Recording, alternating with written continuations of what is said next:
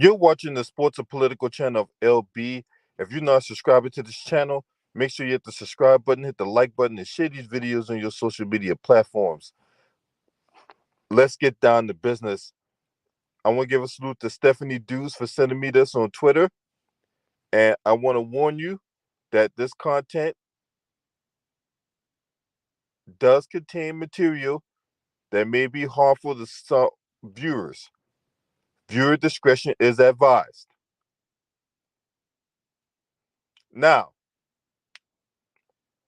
in a previous video I did, I talked about some racist text messages at a Bay Area police department. So we're going to go from California to Oklahoma, in which you have these three individuals here who was busted on a recording.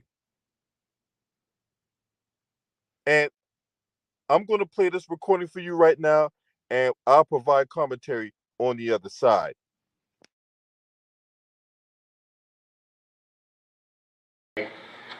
On a bark body, we wrap it up in tinfoil to preserve the body and stuff like that, and then we get all the body parts and stuff like that.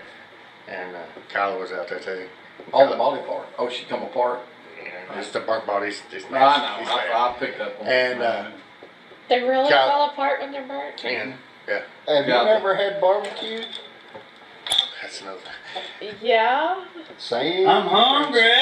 Kyla looks at the face. Glasses And they got to wrap the tinfoil and put it in the body bag. Kyla goes, "You do know what we got to do now, right?" And Face goes, "No, what?" She goes, "You got to preheat the oven 350 degrees, leave her in there for 15 minutes." And she went, Bless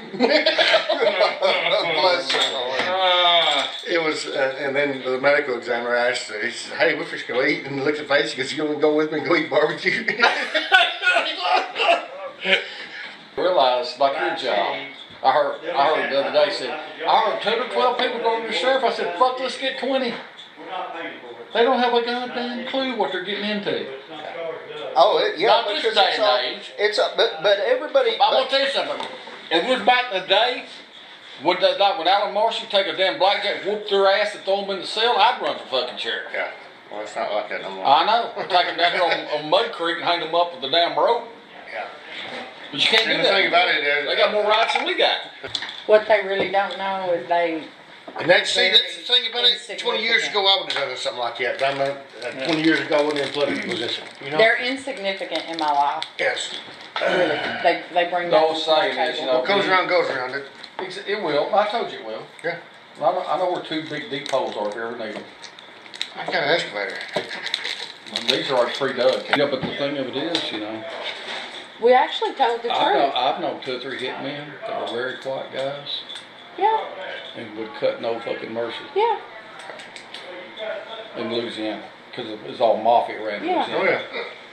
Yeah, but here's the reality. If the hair on his wife's head, Chris Willingham's head, or any of those people that really were behind all that, if the hair on their head got touched by anybody, who would be the bad guys? Who you Yeah. blamed for? Yeah.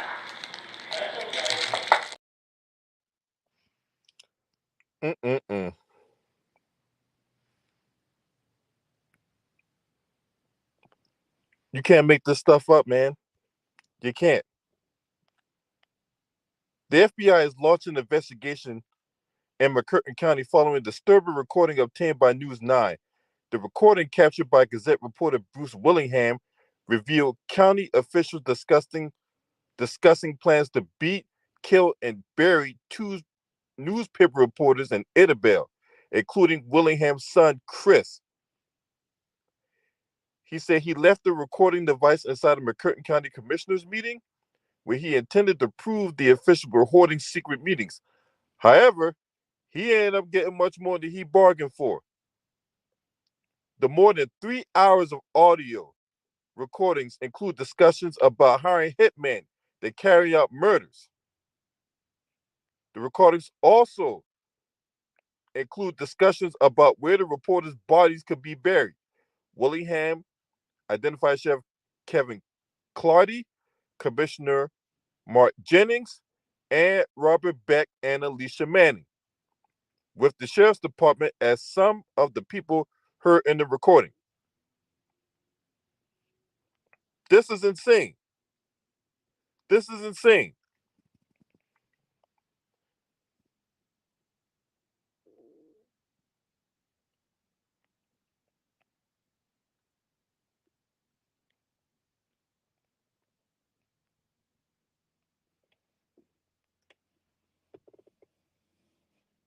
Mm-mm-mm.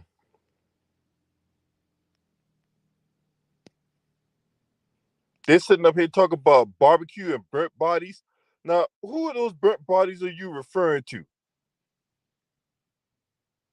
The start of the recording featured conversation about a fire that killed Danette Stowey. Claudia begins the conversation by discussing the recovery of Stowey's body. He says, anybody or any way we wrap it up in tinfoil to preserve the body and stuff like that. And Doc kept them, all the body, heart, stuff like that. Anyway, Kyla was out there. And then the next person said, or body parts, or she come apart. Yeah, some burnt bodies. And yeah, I know, I picked up on that. They really fall apart when they're burnt. Yeah, you never had barbecue? Yeah, that's another thing. Same thing. And then one person come out and talk about how they were hungry. And then Claudia comes in and said that, so we get her body back and Kyla goes, do what we got to do, right? Faith goes, no what? He goes, you got to preheat the oven to 350 degrees, leave her in there for 15 minutes. And she went vomit sounds and there was laughter in the room. Bless her heart. It was then the medical examiner asked her, hey, we're fixing to go eat. And he looked her in the face and said, you want to go with me and eat barbecue? So they're sitting up here talking about this woman's murder and joking about it. Then the conversation takes a turn about how these guys want to lynch black people. You have Mccurtain County Commissioner Mark Jennings sitting up here talking about how he want to lynch black people. The conversation takes a turn with Mark Jennings saying that he would like to return to a time when lynching was an option. This is what he said. It was like somebody wanting this job didn't realize, like your job. I heard it the other day. Said I heard 2 or 12 people were going for sheriff. I said, fuck, let's get 20. They don't have a goddamn clue what they're getting into. Not this day and age. I'm going to tell you something. If it was back in the day when Alan Marston would take a damn black guy and whoop their ass and throw him in the cell, I'd run for fucking sheriff. And then you had the other sheriff come back, the other official come back and saying, well, it's not like that no more. And then he says, I know. Take him down to Mud Creek and hang him up with a damn rope. But you can't do that anymore. They got more rights than we got.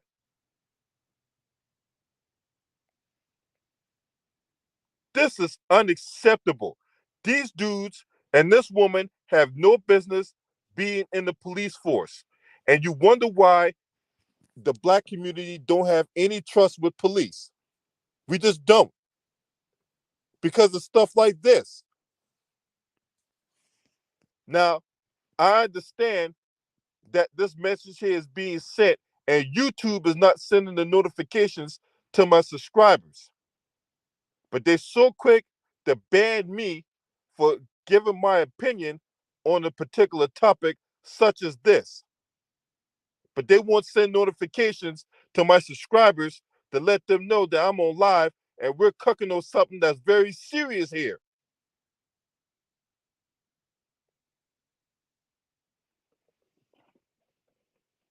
You got racists, these racists, these white supremacists occupying positions of power. And they're abusing that power. So where are all these folks at that was running their mouth about backing the badge and all that? We got to respect the blue. Where they at? Because see, whether if it's in California or in Oklahoma. Anti-black racism is a natural thing here in this country. Now, anti-black racism is global, but when I'm thinking about the anti-black racism that's going on here, you got a lot of this stuff that's going on within these police departments.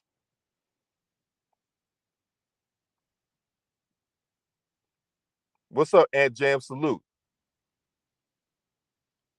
This is disgusting that these individuals are allowed to maintain positions of power. And then you hear these dimwit politicians out here and these bootleg activists, whether it be on the left or on the right, talk about, hey, there ain't no racism in America. But why you got these police officers out here talking about lynching black folks then if there ain't no such thing as racism in America? You politicians just say anything.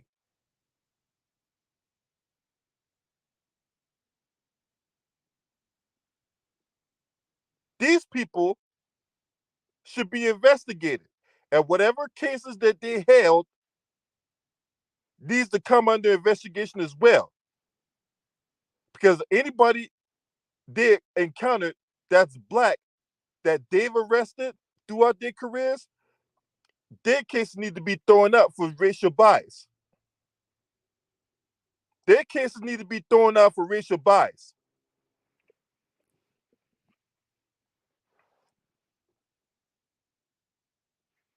You can have the governor come out, put up some empty platitude, talk about, well, I would like for these people to resign, but power don't respect that. Power does not respect some request for somebody to resign. They're not going to do that. They need to be fired and prosecuted.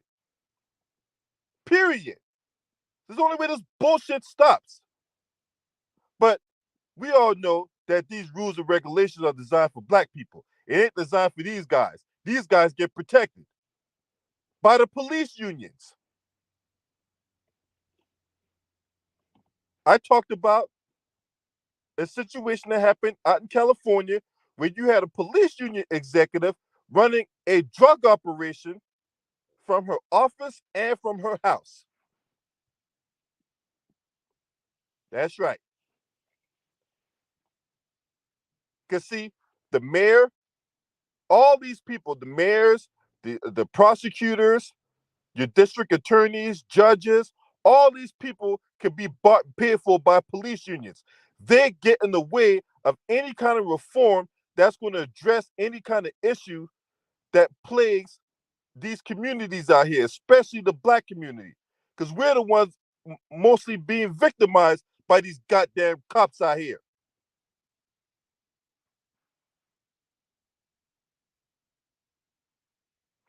And a lot of times they project crimes onto us. We could be minding our business, and some white woman will come out of nowhere, project her bullshit on us, and next thing you know, we're doing 20, 30, 40 years in the pokey. Hell, some cases, some people died in the pokey. And yet, you got this blatant, gross misconduct going on right here.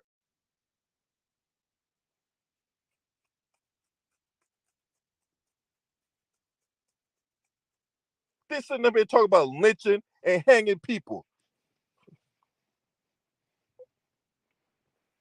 And they talk about, oh, well, we're here to serve and protect the community. What community? What community are you trying to protect? Because it seems like you come to our community and run roughshod through ours.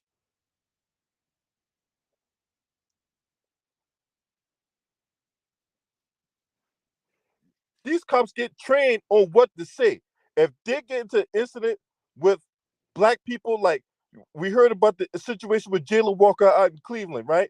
Jalen Walker, when he got chock full of bullet holes in his back as he was running away, none of those cops are getting prosecuted. None of them.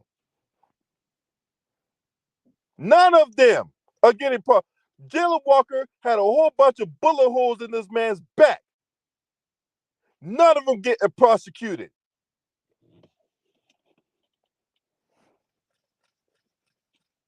You got black folks out here getting gunned down by police.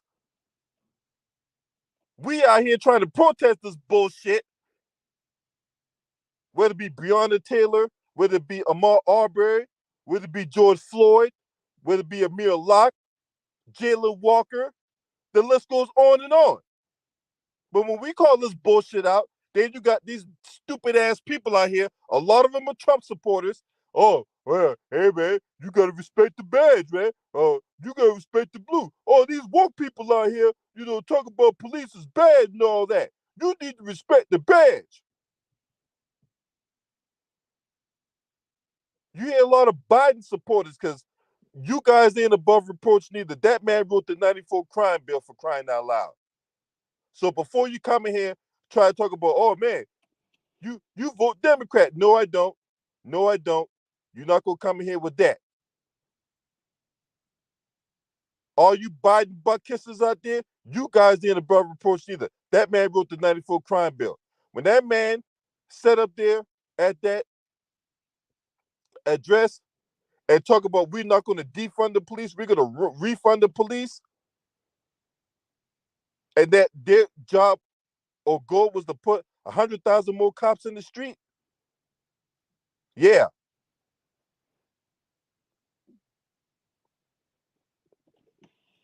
And a lot of these people are freaking racist. They are. You can't tell me any different. Now, the mainstream media ain't picking up on this story. They're sitting up here trying to whitewash this goddamn incident. Just like the incident in California with that police department and those text messages or whatever.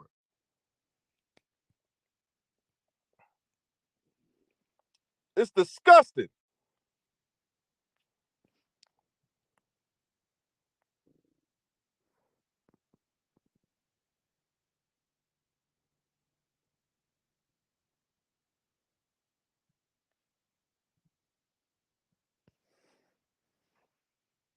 They have no business being police officers or any kind of official that's going to supervise the community. They have no business doing that. But of course, they got the complexion for the protection.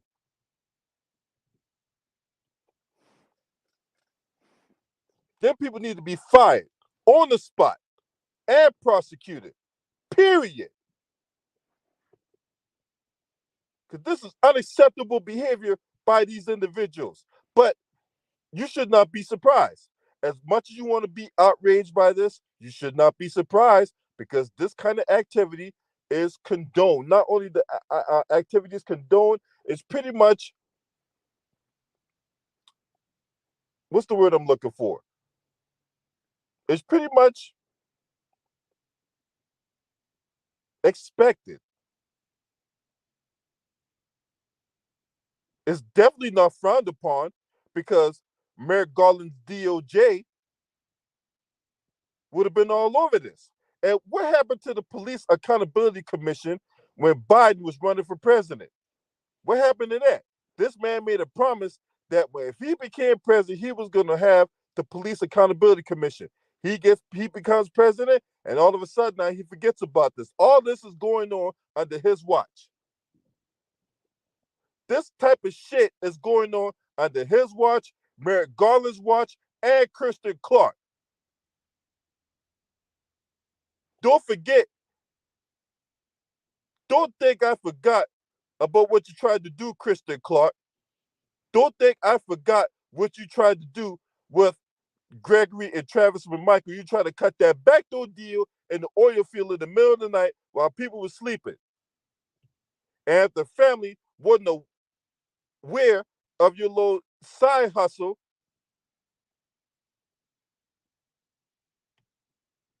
they would have got pretty much a slap on the wrist.